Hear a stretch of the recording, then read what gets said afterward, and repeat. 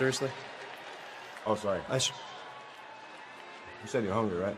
Is 2016 WWE's best year of this decade? Hey guys, Wrestling Premiere is here once again. Today I'm going to be talking about another year. I already did a video about 2005, but this time I'm going to be talking about a year from this past decade. 2016. Alright, WWE's 2015 was filled with ups and downs, with the biggest up being NXT and the women's division actually starting to be taken seriously. The downs were the ratings, the authority were all over the place, Seth Rollins' title reign was weak, although the matches he had were something else. I literally thought Neville won the title at one point. His matches with John Cena were legendary, but nonetheless Rollins was a chump throughout his title reign. Like I said, I watched him mostly for Rollins' matches. Seth Rollins' title reign did deserve an ending though, and I wonder if he was going to lose it to Roman Reigns at Survivor Series. Sadly, we'll never know. Anyways, going into 2016, WWE was ridden with injuries. Guys such as John Cena, Randy Orton, Seth Rollins were out, and we're going to miss WrestleMania 32, which dealt a huge blow to the event. WWE had Dean Ambrose rise to the occasion to help build up for the event, and even had Triple H lead the company into WrestleMania as the champion, which was the only move possible.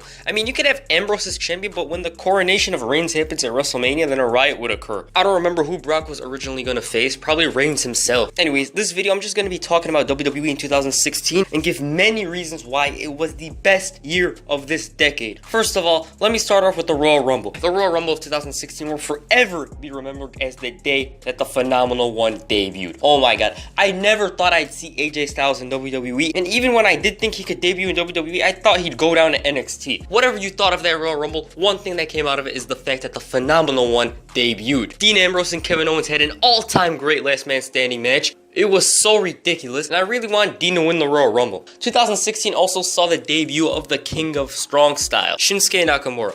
I didn't understand the hype for Nakamura at the time. I did know him, but I didn't know much about him. So when he debuted at TakeOver, he clearly impressed me and millions of other people. Unfortunately though, Nakamura to this day has yet to have a match half as good as the one he had against Sami Zayn at TakeOver Dallas. TakeOver Dallas also saw the sad farewell of Sami Zayn from NXT. Sami Zayn was the heart and soul of NXT, and it was a sad, sad goodbye. But have no fear, Johnny Gargano is here. Gargano took Zayn's moniker of heart and soul of NXT in 2016. Gargano, along with Tommaso Ciampa, had classics in 2016 against The Revival. I just wanted to mention Gargano because after Zayn was gone, he became the heart and soul of NXT. 2016 had Alberto Del Rio. It's not necessarily a good thing, but I just wanted to mention it. Oh, and it had the League of Nations. Originally a main event stable, it became a mid-card stable in the span of 3 months. Oh yeah, Demon King, where are you? Oh my god. That was mentioned a little too much. To this day, I still get nightmares about the Demon King. Like I said, I'm just rambling on about 2016. Remember Eva Marie's short-lived gimmick of not wrestling, and the day she actually was supposed to wrestle, she got suspended? Nikki Bella would replace her. 2016 for me is the greatest year from an in-ring standpoint in WWE history. Let me list all the top matches off the top of my head. Owens versus Ambrose, Reigns versus Lesnar versus Ambrose, the Women's Championship Triple Threat match, the Fatal 4-Way where Cesaro debuted, the 2 iconic matches between AJ Styles and Roman Reigns, Money in the Bank, the Fatal 4-Way at Extreme Rules, John Cena and AJ Styles' classics, the Shield Triple Threat. You see, I could keep talking if I wanted to. Also, remember when news broke out that Sin Cara had a fight with Simon Gotch, the same man whose shoot interview still gets recommended to everyone else on YouTube? Yeah, he hates Enzo Amore, we get it. Speaking of Enzo, he and Big Cass debuted the night after WrestleMania, and the two ridiculed the Dudley Boys. I, along with everyone else, thought the sky's the limit for the two. Unfortunately though, they didn't even get a tag team title run, and we all know what happened to both of them. Another thing about 2016 is the fact that Charlotte dominated nearly the entire year. First off, she started the year as the Divas champion. Man, that title feels old, yet it's not at the same time.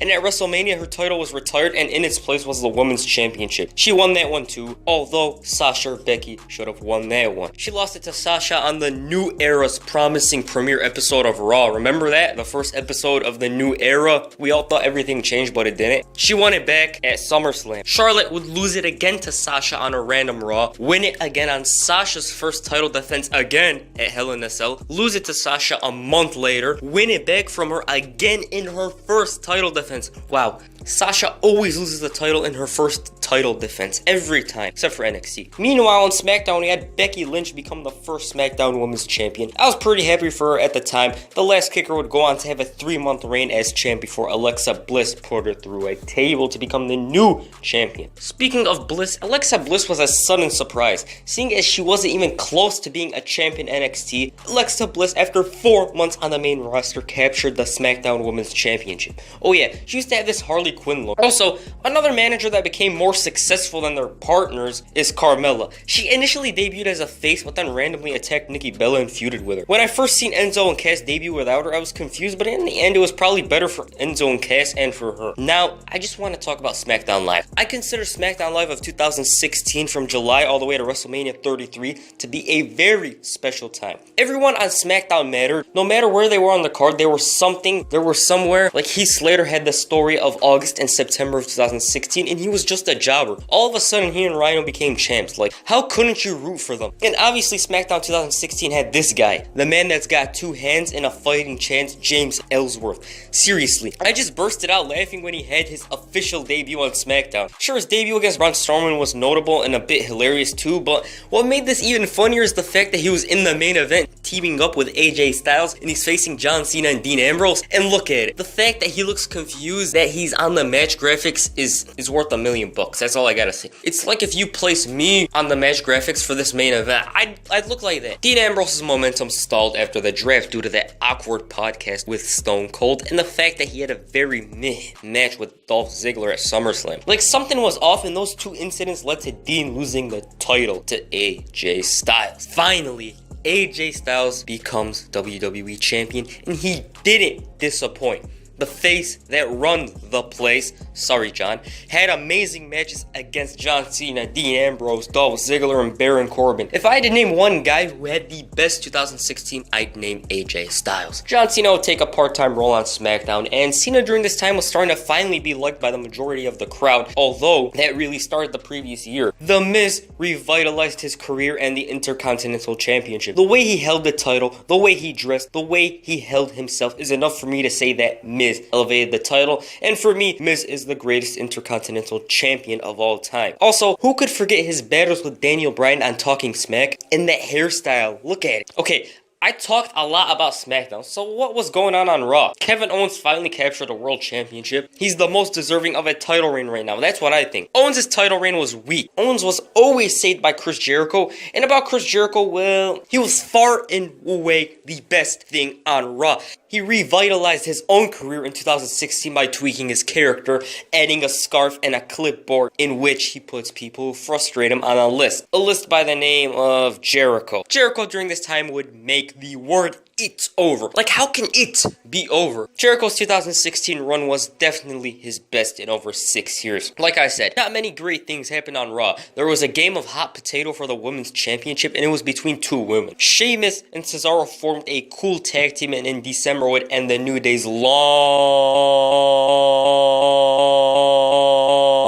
title reign.